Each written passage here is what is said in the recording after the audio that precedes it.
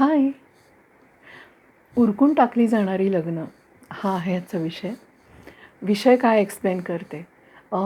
तुम्ही अशी वाक्य ऐकलेली असतील की या वर्षी ना अमुक अमुकचं लग्न उरकून टाकायचं आहे आम्हाला, किंवा या 2-3 वर्षात हिचं लग्न आम्हाला उरकून टाकायचं आहे.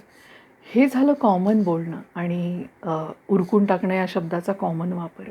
पण आज ज्या विषयावर मी बोलणार आहे तो विषय ॲक्च्युली उरकण्याचा विषय आहे. म्हणजे मुलामुलींचं लग्न त्यांच्या माथी मारणं, किंवा आपल्या मुलामुलींमध्ये काहीही त्रुटी असतील, व्यंग असतील, आजार असतील, किंवा त्यांचे इतर काही शारीरिक मानसिक प्रॉब्लेम असतील, तर अशा मुलामुलींना त्यांच्या मनात नसताना उजवून टाकायचं किंवा लग्न लावून टाकायचं आणि आपली जबाबदारी कोणाच्या तरी गळ्यात टाकून मोकळं व्हायचं.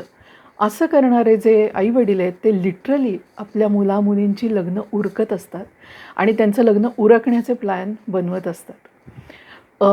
ही खूप गंभीर गोष्ट आहे आणि या विषयीच्या परिणामांकडे जाण्याआधी एक उदाहरण सांगते म्हणजे ही गोष्ट लक्षात येईल. आमच्या ओळखीत एक नातेवाईक आहेत आणि त्यांना 4 मुलं आहेत आणि त्यांचा जो मोठा मुलगा होता, तर अर्थात 4 मुलं आहेत त्यामुळे आई-वडील दोघेही वर्किंग होते पैशांसाठी.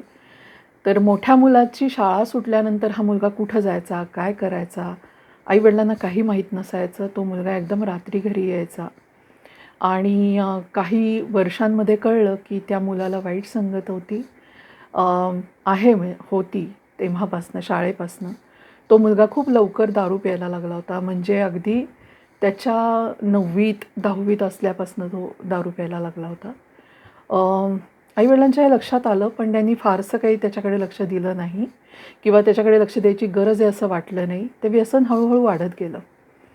तरीसुद्धा आईवडिलांनी त्याच्यासाठी असे काही खास प्रयत्न केले नाहीत की व्यसन सुटावं किंवा असं काही. आणि झालं असं की तो 30शीला येईपर्यंत त्याच्याकडे पैसे तुटपुंजे असायचे, कारण व्यसन करतो म्हणून कोणी द्यायचे नाहीत किंवा त्याला तेवढी खास नोकरी नव्हती. तर त्यामुळे तो अजूनच खालच्या दर्जाची दारू प्यायला लागला, देशी दारू ज्याला आपण म्हणतो. म्हणजे ते व्यसन एवढं वाढलं की त्याला ते सोडवणं शक्य नव्हतं आणि त्यामुळे तो अजून खालच्या दर्जाची दारू प्यायला लागला आणि त्याच्यामुळे त्याचं नुकसान आणखीनच व्हायला लागलं. त्या मुलाला हे समजत होतं की आपलं हे नुकसान होतं आहे, त्यामुळे तो आईवडिलांना म्हणायचा की मला लग्न करायचं नाही आहे. पण आईवडिलांचं मात्र हे का की ह्याचं लग्न झाल्याशिवाय बाकीच्यांचं होणार नाही, समाज आम्हाला काय म्हणेल.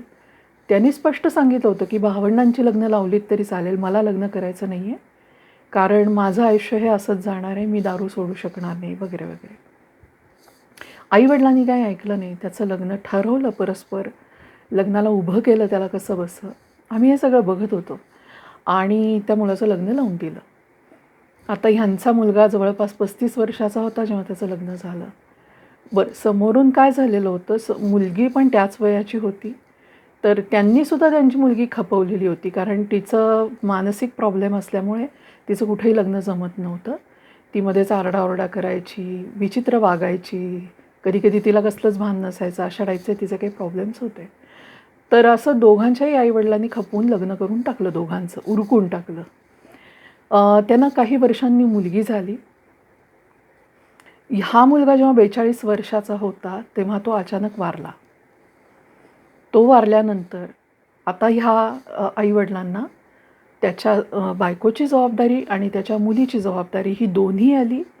त्यांच्या खाण्यापिण्यासकट, त्यांच्या राहण्यासकट सगळी व्यवस्था आता या मुलाच्या आईवडिलांना करावी लागते, कारण त्यांनी ती जबाबदारी घेतली होती. मुलगा तर हातचा गेलाच होता. तर हे एक उदाहरण आहे. म्हणजे हे थोडंसं टीट फॉर टॅटसारखं झालं की तुम्ही त्यांना फसवायला गेलात, त्यांनीही तुम्हाला फसवलं. पण हे निस्तरण्याची जबाबदारी आता केवढी मोठी आली. त्यांचं वय आता 80च्या पुढे गेलं आहे, तरीसुद्धा आजही ते त्यांची जबाबदारी घेतच जगत आहेत.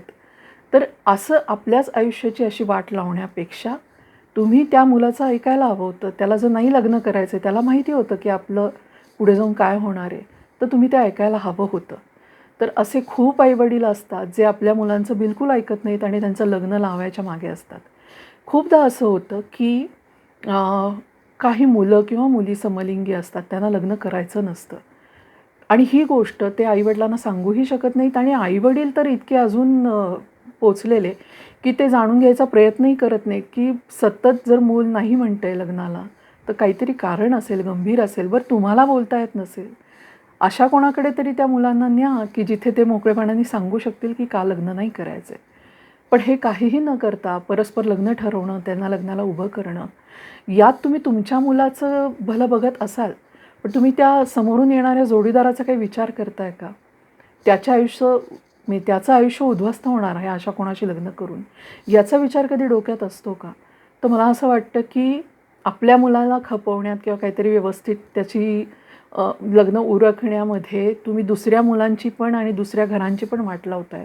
याचं भान कधी-कधी ह्या आई-वडिलांना बिलकुल नसतं आणि केवळ समाजाला दाखवायला की हो, आमच्या मुलांचं लग्न झालंय. लग्न ही एवढीच गोष्ट नाही आहे किंवा ती कोणाला दाखवण्यासाठी करायची गोष्ट नाही आहे किंवा ती एक गोष्ट म्हणजे फुल स्टॉप आणि म्हणजे आयुष्याचं सार्थक असं पण नाही आहे. तर ज्या मुलांनी अगदी धडधाकट आहेत, मानसिक शारीरिकदृष्ट्या स्वस्थ आहेत, पण तरीसुद्धा जर त्या मुलांना लग्न करायचं नसेल, तर डेफिनेटली त्यांचं काहीतरी कारण त्यांच्या मनात तर नक्की आहे. भले त्यांनी तुम्हाला हे सांगितलेलं नसलं तरीसुद्धा हरकत नाही, पण त्यांच्या भावनेचा रिस्पेक्ट करायला पाहिजे. कारण हा फक्त त्यांचा प्रश्न नाही आहे. तुम्ही त्यांचं लग्न ज्यांच्याशी जुळवून देणार, त्या मुला-मुलींचा सुद्धा प्रश्न आहे आणि त्यांच्या आयुष्याची वाट लावायचा आई-वडील म्हणून तुम्हाला काही अधिकार नसतो. तर बेटर आहे आपल्या मुलांना जर लग्न करायचं नसेल, तर तो त्यांचा निर्णय समजावा, त्याचा रिस्पेक्ट करावा.